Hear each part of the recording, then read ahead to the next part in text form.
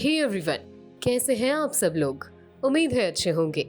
मेरा नाम है माया, जैसा कि आप सब जानते ही हैं, और आप सुनना शुरू कर चुके हैं जनहित की आवाज।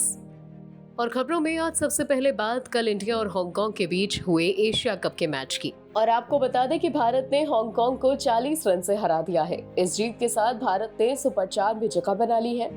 भारत अपने ग्रुप ए में शीर्ष पर है।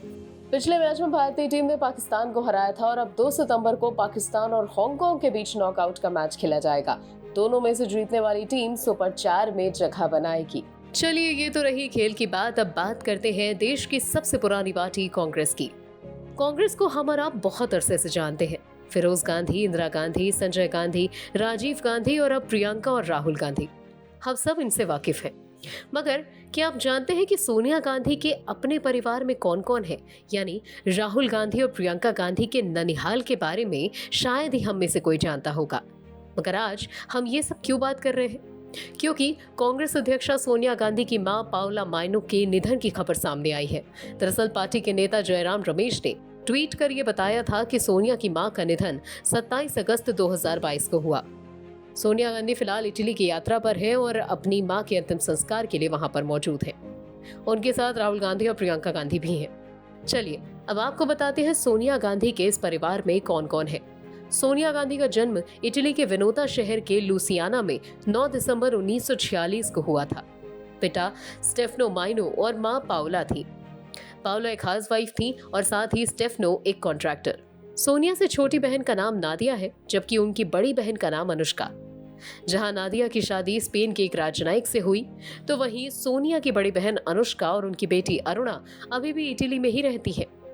कई ऐसे मौके आए जब मीडिया कर्मियों ने सोनिया गांधी के इटली में रह रहे परिवार से संपर्क करने की कोशिश की।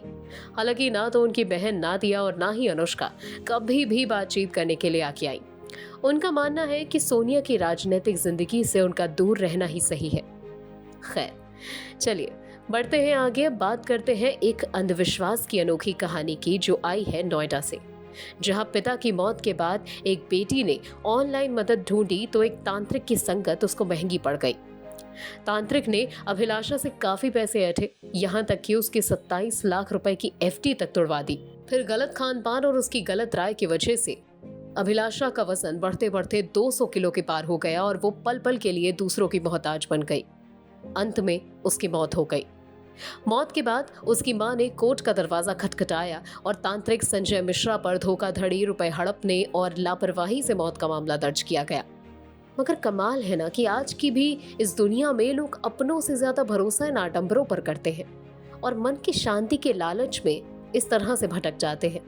भटकना लाजमी है, मगर इसका मतलब ये नहीं कि आपको लालच आपको मन की शांति दिला देगा।